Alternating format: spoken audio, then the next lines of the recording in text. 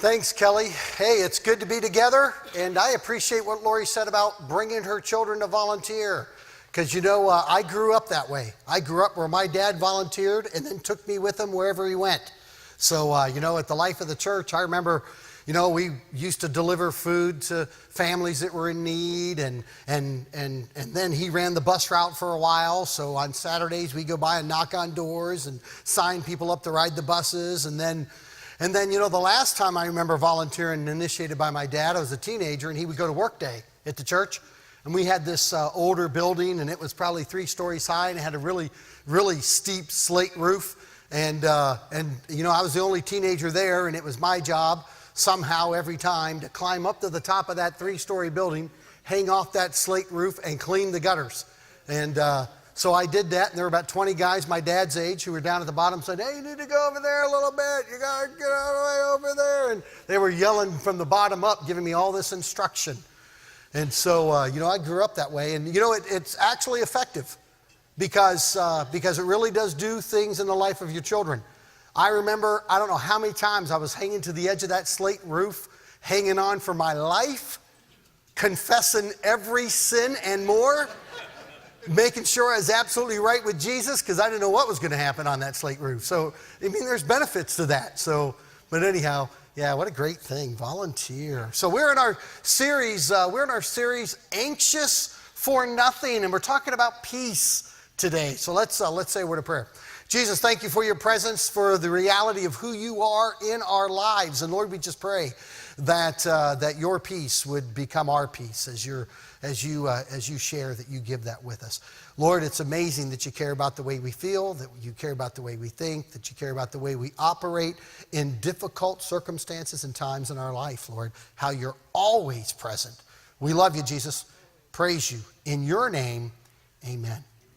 So I don't know if you felt like there's been increasing storms. Maybe this is just my perspective, but sometimes I feel like, boy, it seems like, in recent days, the storms have just increased greater and greater. I think about the international scene and the volatility of our world. I think about everything that's happening from North Korea to Iran to you name it. I think about terrorism. I think about the possibility of other nations tampering in our election. I just think about all of that. I think about immigration and refugees and just the volatility that our world is in. And then I think about the storms that are closer to home. And I think about the political turmoil that seems like we're always in. It seems like we're always there. And I know we just came through the elections. I don't know whether you're happy or you're sad about those. And I don't know ultimately, I'm going to say this, how much, right? His kingdom is not of this earth. But when you think about those things, I don't know whether you're happy or you're sad.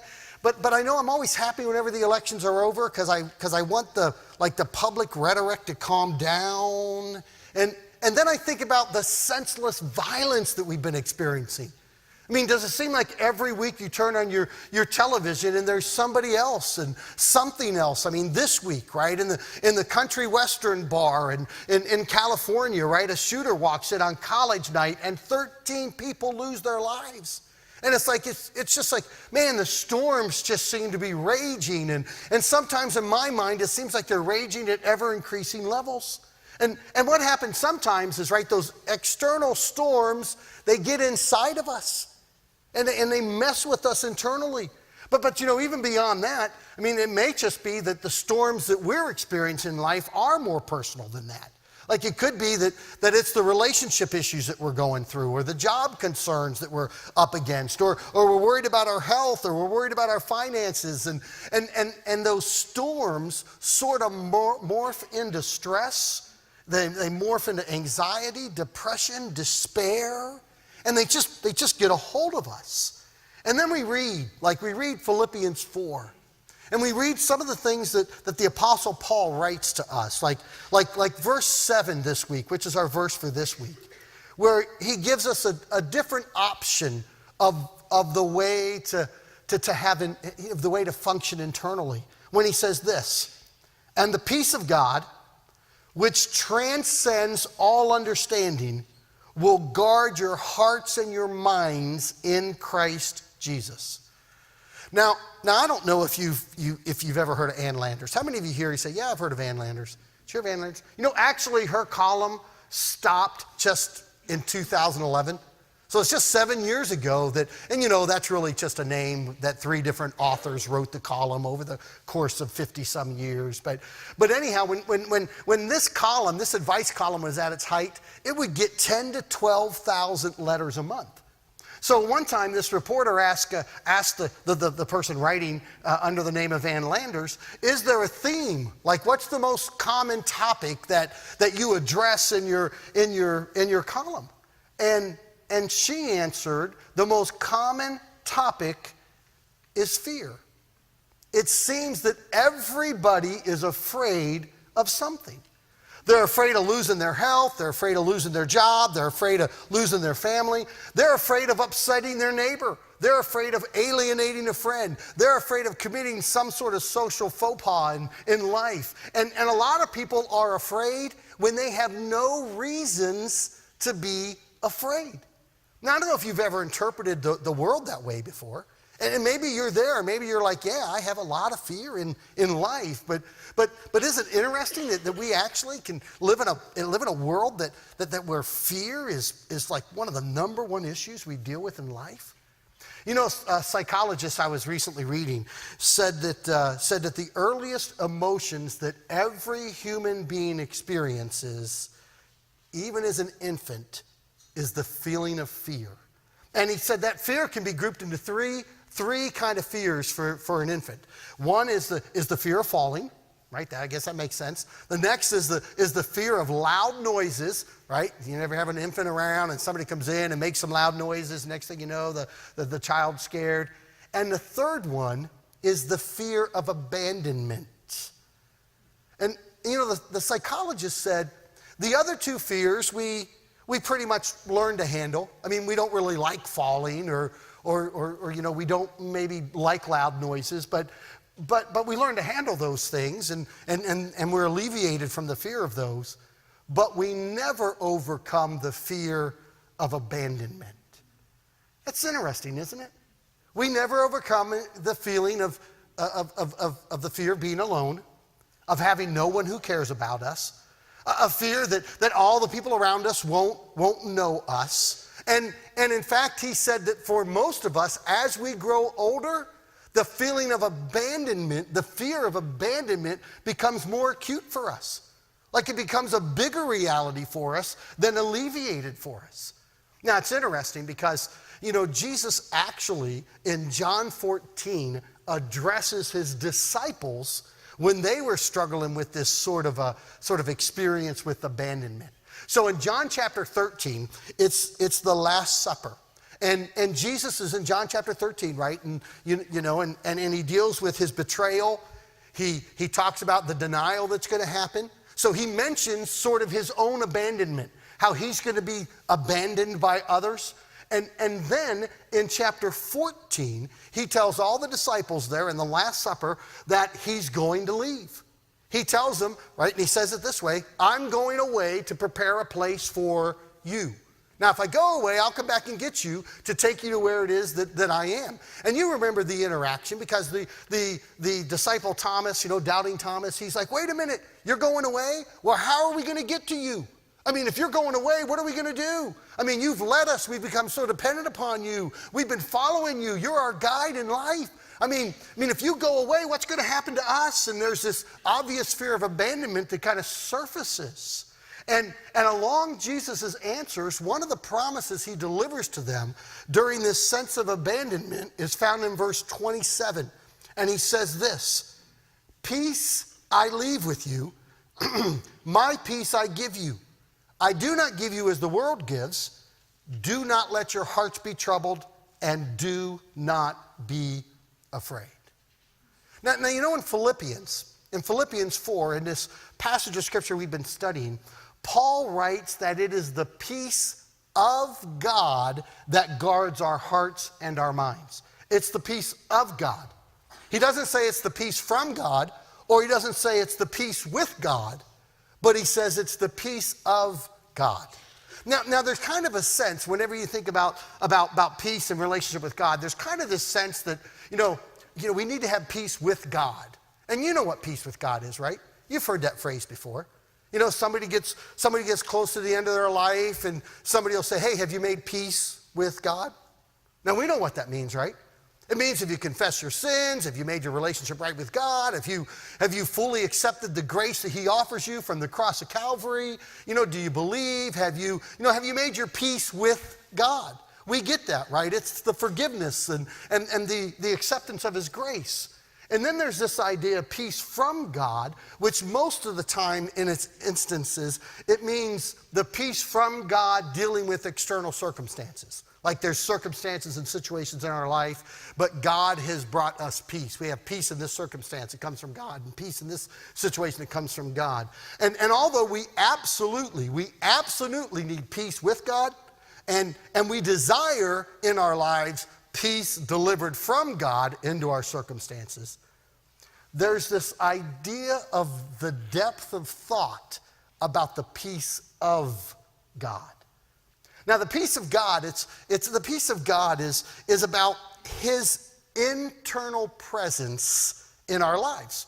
It's about the fact that he lives in our hearts. So in spite of our circumstances, in spite of our situations, in spite of what's ever happening, we have this sense, we know that Jesus is with us. And because he's with us, we have his peace. His presence delivers to us his peace. So Paul even says that this peace that we have transcends understanding. It transcends our understanding. In other words, it defies logic. Like I know I should be angry, but I'm not. I should be anxious, but I'm not. I should be depressed, but I'm not. I should be in despair, but I'm not in despair. Now maybe some of that exists in ebb and flow types of ways, or there's a sense of those type of elements, but at the same time, there's this peace that we function and that we live with, and it's him. It's because he's there in the midst of our hearts and our mind and our lives. And you know, it creates this sort of tension, right? To say, man, here's how we could possibly act in the world because of all the stuff. And then here's Jesus in us and the Spirit in us. And, you know, Paul talks about that tension. He talks about the tension that as Christ followers that we live with when it comes to this in relationship with Christ in our world. In 2 Corinthians, he says this. He says, we have this treasure in jars of clay. So think about it. We have this treasure, and he defines what the treasure is in 2 Corinthians because he says, we have this treasure in the jars of clay to show that this all-surpassing power, right, that's the treasure, this all-surpassing power is from God and not from us. So in this passage of Scripture, he's saying, hey man, we're like jars of clay. We're fragile. We're easily broken, right? I mean, right? We're this like form of fragile emptiness, but man, we have the all-surpassing power of God in us. And then he describes what it like feels like. So in verse 8, listen to his description because it feels sometimes a lot like life. He says, man, we are hard pressed on every side, but we're not crushed. We are perplexed, but we're not in despair. We are persecuted, but we are not abandoned.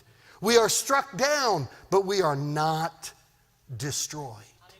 Thank you, God. And there's this reality that as fragile as we are, he is oh so powerful in us, his presence.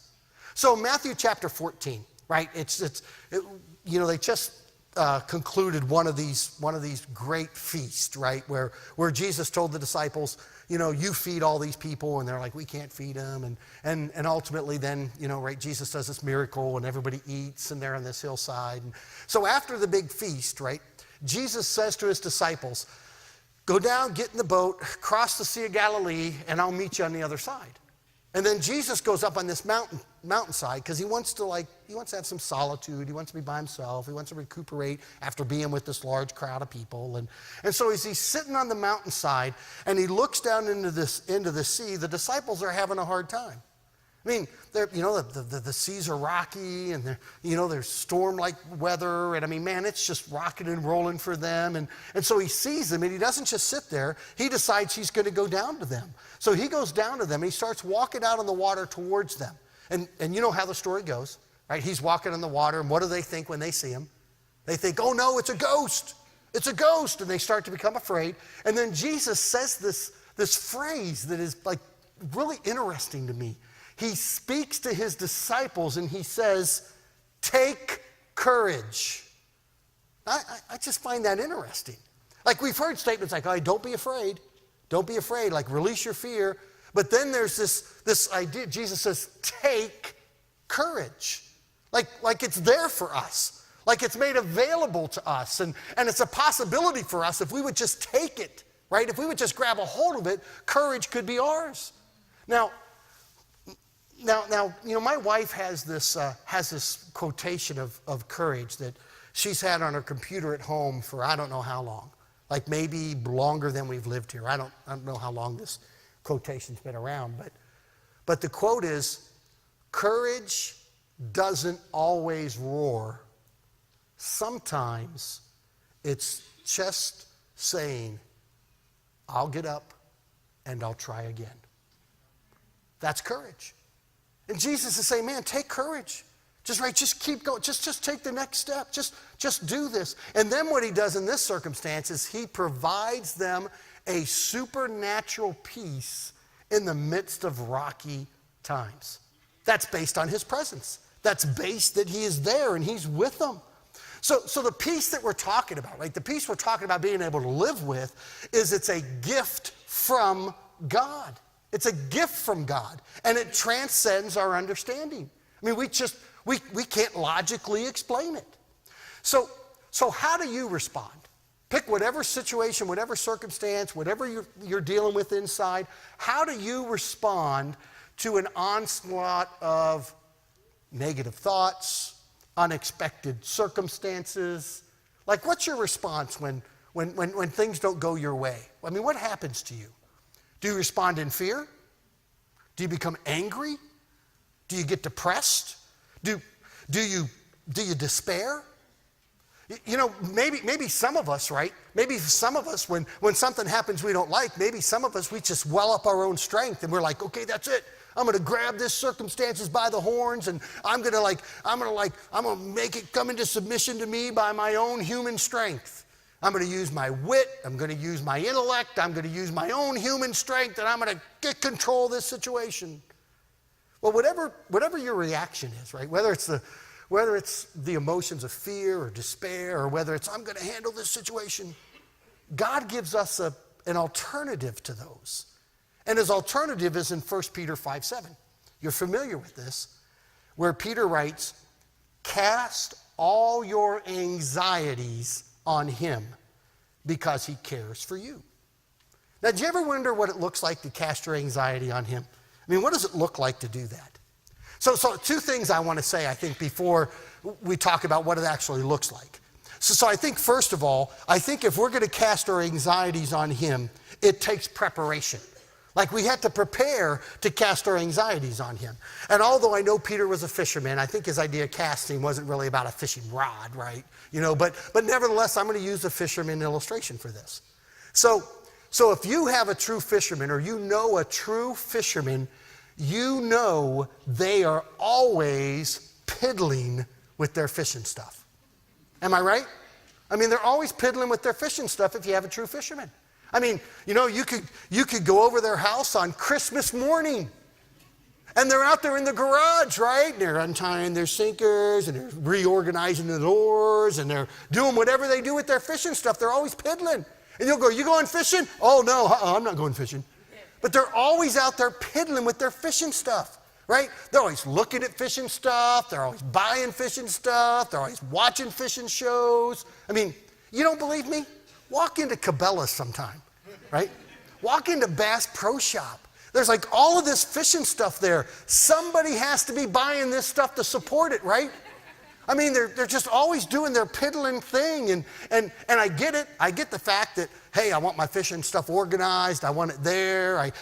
You got to take care of your fishing rod. You got to take care of that equipment, because when you go to use it then, you want it to be, high performing. So you got to have the right type of line. You got to have the right type of sinkers. You got to have the right type of hooks. You got to have the right type of lure. I get all of that.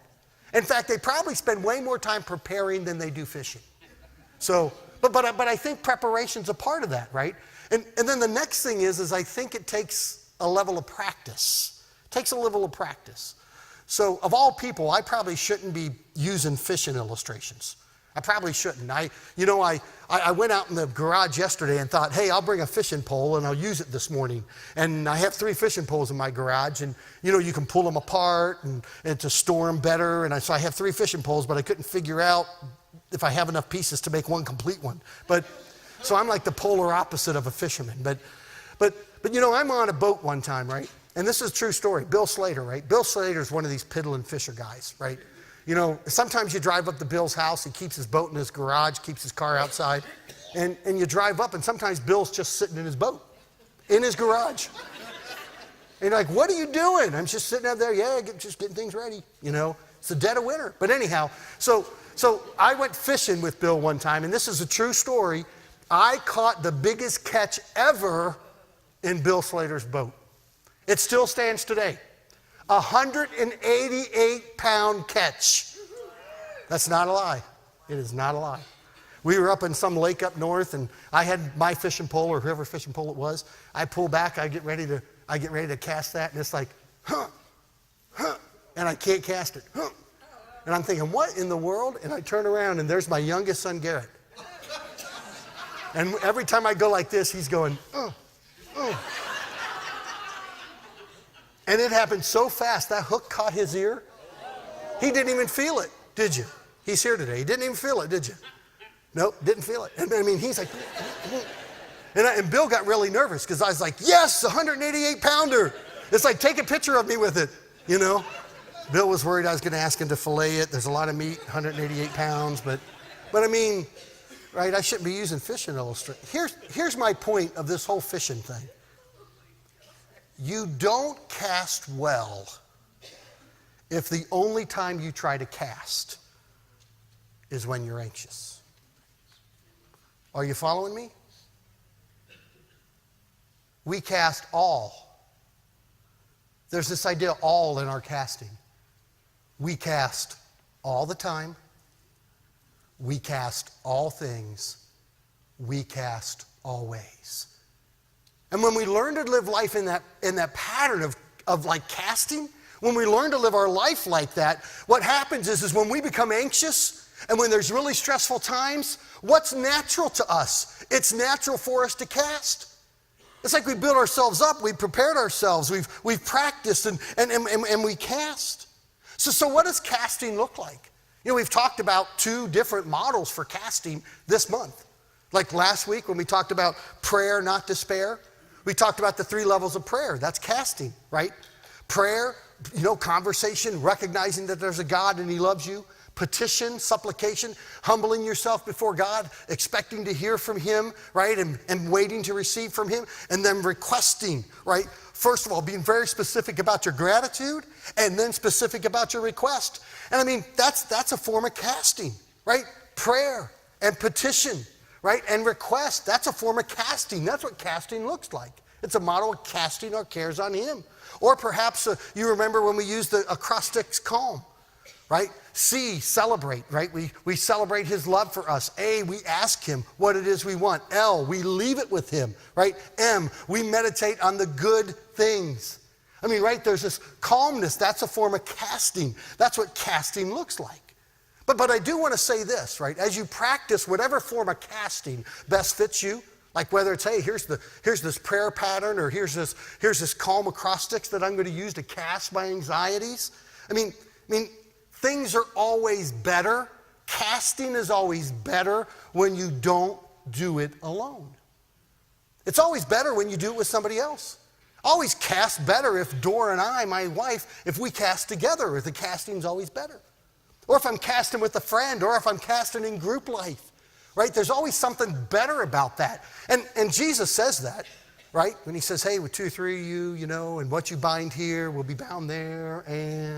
But there's this concept that you're not doing it alone. You're doing it in connection with somebody else. One of the other things about this idea of casting that I think appears in what Peter tells us is that Peter didn't come up with this idea of casting our cares on God, just on himself. Like he didn't come up with it. In fact, he is quoting the Old Testament. So he's going back 2,000 years before him writing this, and he's quoting Psalms 55:2, where Psalms 55:2 says, cast your cares on the Lord and he will sustain you. He will never let the righteous be shaken. So what Peter's doing is he's just quoting what the psalmist said 2,000 years earlier. Now, what does that tell us? I think it tells us 2 things. I think it tells us that God is our rock upon which we stand. It doesn't matter what day and age we live in. It doesn't matter if we're 2,000 years, which we are, past Peter, right? It doesn't matter. I mean, man, we stand on Christ. He's the rock upon which we stand. And it also tells us that this is the way it's always been. By God's design, you were designed not to bear the weight of the world upon yourself or within yourself. You were designed to give it to him. That's the way he created you, so that you give the things that weigh you down to him. Now I wonder, are you shaken today? When it says he never lets the righteous be shaken, are you shaken today? Do you lack a sense of peace of God? I mean, you get the peace with God, right? And you're like, hey, I'm a believer, I get the with, but this peace of God, man, I'm not experiencing it. You know what I think happens to so many of us is we operate in our own strength. We just do just right. We're not casting. We're not casting. We operate on our own strength. And when we do, we end up being shaken. Now, I don't hit the gym often, but in the few times I do hit the gym, I try to go at least once a month so I can say I'm regular to the gym, Oh yeah, I got to go to the gym regularly, once a month, 12 times a year I go to the gym. Here's something that I noticed though. When you go to the gym, when you watch the serious lifters, now forgive me if this description isn't you, I'm not trying to say you're not serious, but when I say serious lifters, I'm defining it as, the people that use the free weights, not as in not expensive, or you don't have to pay for them, but in, it's not a machine, right? It's the free weights. They're the big plates that they put on these big bars, and then they just lift them without the security of the machine around them.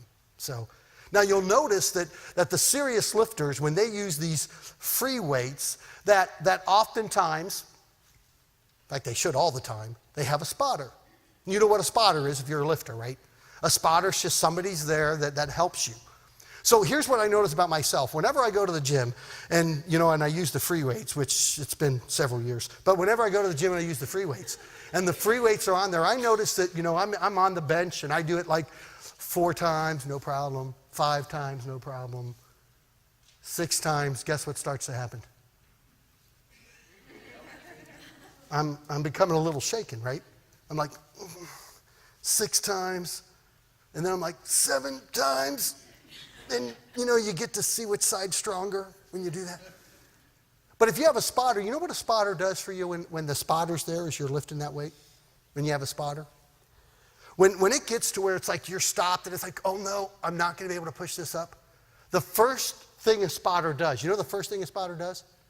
Is a spotter takes one finger and goes like this to the bar. Poo, poo. All they do is hit the bar. They don't grab the weight from you. They just go, And oftentimes that's just enough to get you over the weight of that, and you're like, oh yeah. You go down again, you're like, and then they're going, and you're like, oh yeah. But then if you're a serious lifter, you don't stop then, right? You keep going, right? Because you're stretching yourself, right? You're trying to build, you're stretching yourself. So you go down, and then all of a sudden you're like, and this isn't working. So then the spotter will take it by one hand, take the bar, and go, and help you bring it up. And then, they start doing this. One more time. You're like, I ain't got no more in me. But you take it down and they hold on to the bar this time, right? And they're helping you bring it up. And then all of a sudden when it becomes that even the one hand can't help you, and all of a sudden you're like, oh no. And they grab it with both hands, right? And they bring it up with both hands. Can I tell you, most of us, when it comes to the weight of the world, we're climbing onto the bench of life with no spotter. And man, we're going, oh yeah, this isn't a problem. And then it starts to, and then all of a sudden it's like, oh no. And we have no one to catch it because we operate in complete isolation. And man, Jesus is there saying, what are you doing? What are you doing? And you're going, well, I don't want to be weak. I want to be strong. I don't want to be weak. Can I tell you something? The storms of life always shows your weakness. The storms of life always shows you where you're weak. It shows you where you can't make it. It shows you how frail you are. Shows you that you actually are a jar, right, of clay. And there's this incredible power of God that's available to you. In fact, listen to how God addresses our weaknesses. The Apostle Paul, right, when he writes the Corinthian church, he's having these physical problems and he's asking God to take care of him. And this is God's response to him. He says, my grace is sufficient for you, Paul, for my power is made perfect in weakness. I mean, Paul, you really want to have power in your life? Then be weak. Stop trying to do it on your own. Stop trying to like survive and do this thing by yourself. That's not the way you were designed. Every storm is going to reveal that in you. So man, Paul, just man, keep casting. You know, just recognize that weakness, because when you're weak, then I and my power is made perfect in you. So here's how Paul decided to address that, right? After God tells him that, he says, therefore, I will boast all the more gladly about my weaknesses, so that Christ's power may rest on me. That's why, for Christ's sake, I delight in weaknesses, in insults, in hardships, in persecutions, and in difficulties. For when I am weak, then I am strong. I mean, the sufficiency of Christ, man, it comes through for us when we get out of the way. When we're weak and we recognize that. When we know we're a jar of clay. Man, he is stronger in us when we're weak. So here's what I want to do this morning. I just want to give us an opportunity to, right, just cast our anxieties on him. I mean, are you feeling the storms this morning? Are you feeling the anxieties, the stress, the despair? And can you cast that on him today? And right, when we talk about prayer and petition and request, talk about, hey, I'm going to celebrate him, but I'm going to ask him. I'm going to leave it with him. Can you cast it on him this morning? And here's how we're going to do that. We do this once in a while. Here's how we're going to do that. We're going to make these altars available for you to come forward and pray, if you'd like. To do something physical that represents you spiritually casting these anxieties or these stressors off of you and onto him. So the altars are going to be available, and then this is the way I think it's going to work. If you just say, hey, I just need to come and cast and pray just between me and the Lord, then come over here to my left side and kneel at these altars, and nobody will bother you. You can come up and pray and spend time with the Lord. But if you say, I'm going to cast, but I need somebody to pray with me, then if you come over here on the right side, then one of your pastors will come over and they'll pray with you. So the left side, my left, if you want to just cast on your own and say, man, Lord, I just want to cast this anxiety stuff, this junk on you, and then if you want somebody to pray with you, here on the right side. So let's stand together. We're going to worship, and let's cast all our anxieties today on him, and have the peace of God that transcends understanding guard our hearts and our minds. Let's worship this morning.